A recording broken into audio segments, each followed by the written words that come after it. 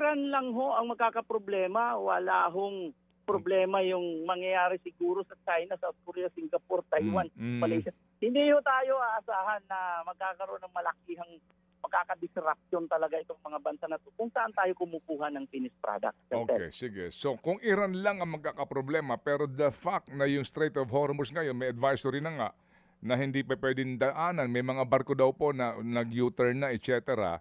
So ito ho, nangangahulugan na hindi lang Iran. So para sa ngayon, ang apektado po dito kasi nga meron din pong produkto na nanggagaling po dito ho sa mga oil producing countries, no?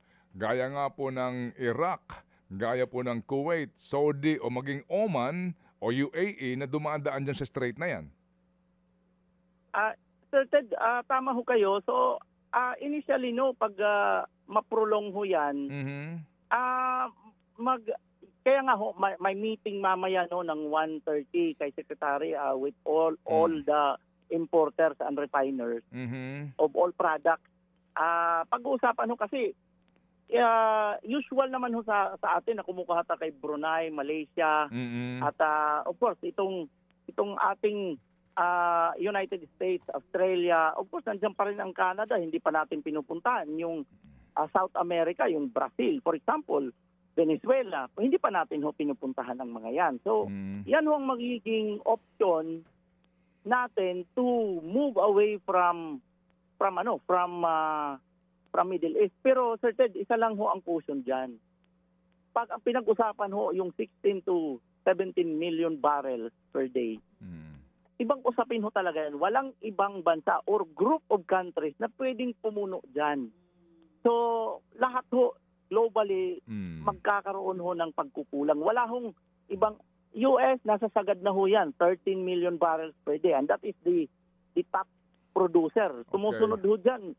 Unfortunately, nakasunod dyan, Saudi Arabia, kasama na siya doon sa Middle East.